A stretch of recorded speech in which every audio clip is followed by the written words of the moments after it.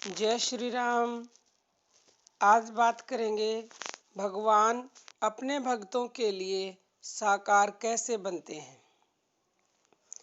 परमात्मा सत्यचित आनंद घन नित्य अपार रूप से सभी जगह परिपूर्ण है, क्योंकि ऐसा स्वयं कृष्ण भगवान ने कहा है कि मैं सृष्टि के कण कण में विद्यमान हूँ।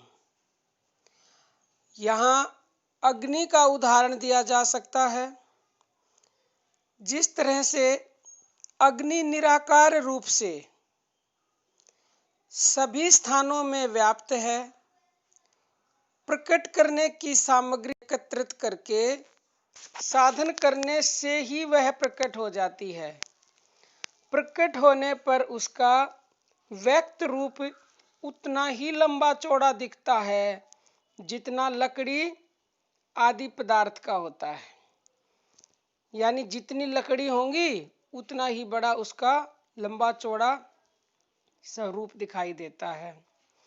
इसी प्रकार गुप्त रूप से सर्वत्र व्यापक अदृश्य सूक्ष्म निराकार परमात्मा भी भक्त की इच्छा अनुसार साकार रूप में प्रकट होते हैं।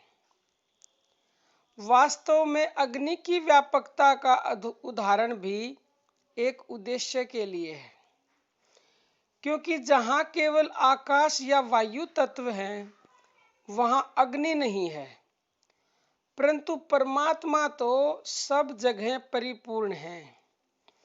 परमात्मा की व्यापकता सबसे श्रेष्ठ और विलक्षण है। ऐसा कोई स्थान नहीं जहाँ परमात्मा न हो, और संसार में ऐसी भी कोई जगह नहीं कि जहाँ परमात्मा की माया न हो। चाहे संसार का कोई भी देश हो, कोई भी समय हो, वही माया है। माया रूप सामग्री को लेकर परमात्मा जहाँ चाहे प्रकट हो सकते हैं। जहाँ जल है और शीतलता है वही बर्फ जम सकती है। जहाँ मिट्टी और कुम्हार हैं वहीं घड़ा बन सकता है। जल और मिट्टी तो शायद सब जगह न भी मिले, परंतु परमात्मा और उनकी माया तो संसार में सभी जगह मिलती हैं। ऐसी स्थिति में उनके प्रकट होने में कठिनता ही फिर क्या है। केवल भक्त का प्रेम चाहिए। हरि व्यापक सर्वत्र समाना, प्रेम ते प्रकट हो ही में जाना। निराकार की व्यापकता का विचार तो सभी कर सकते हैं, परंतु साकार रूप से तो भगवान केवल भक्त को ही दिखते हैं। वे सर्वशक्तिमान हैं, चाहे जैसे कर सकते हैं। एक को, अनेकों को या सबको एक साथ दर्शन दे सकते हैं। उनकी इच्छा है वो किस तरह से दर्शन दे। अवश्य ही वह इच्छा लड़कों के खेल की तरह दोष युक्त नहीं होती। उनकी इच्छा विशुद्ध होती है। भक्त की इच्छा भी भगवान की भावना के अनुसार ही होती है। भगवान ने कहा है कि मैं भक्त के हृदय में रहता हूँ। यह बात बिल्कुल ठीक है। जैसे हम सबके शरीर में निराकार रूप से अग्नि स्थित है, उसी प्रकार भगवान भी निराकार सत्यचित आनंद घन रूप से सभी के हृदय में स्थित है। परंतु भक्तों का हृदय शुद्ध होने से उसमें वे प्रत्यक्ष दिख पड़ते हैं। यही भक्त हृदय की विशेषता है।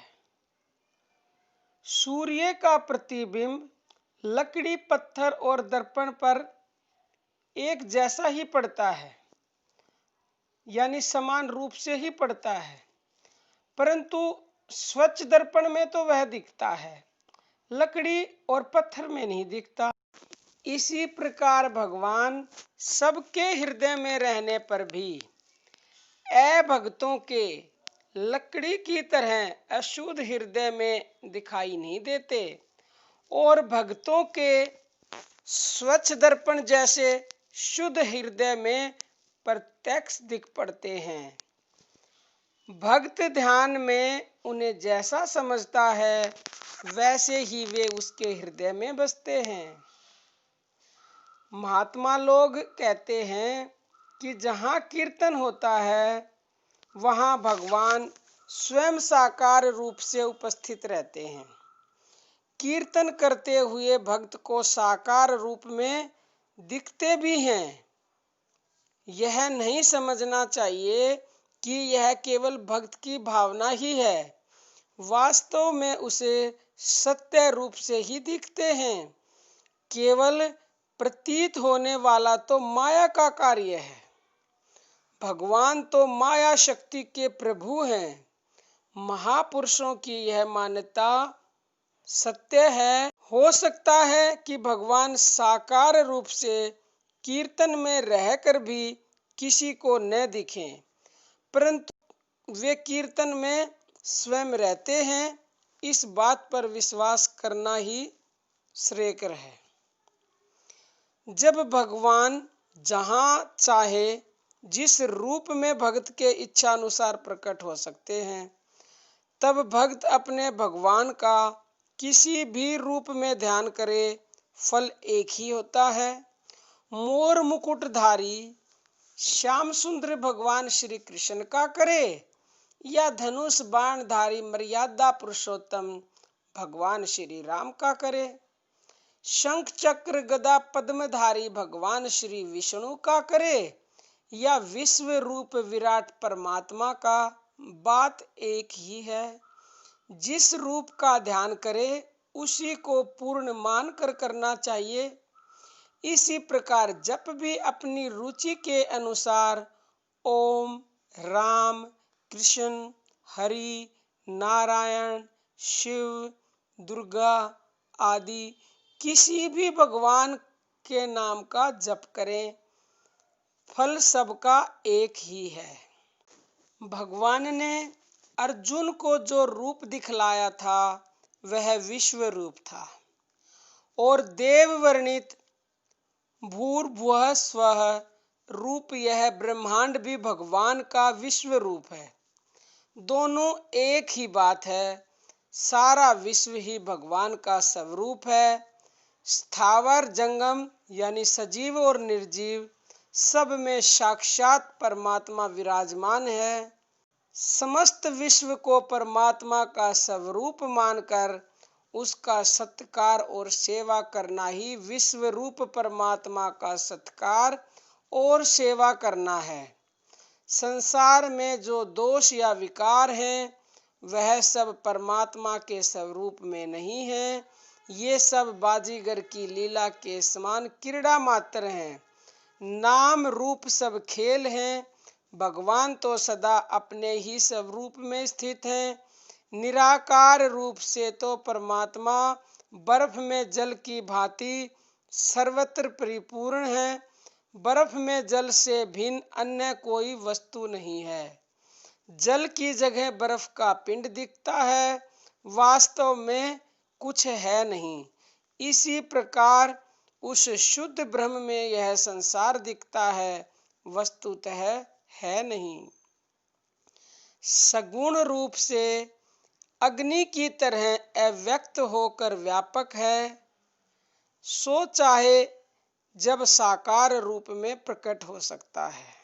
इसी व्यापक परमात्मा को विष्णु कहते हैं। विष्णु शब्द का अर्थ ही व्यापक होता है।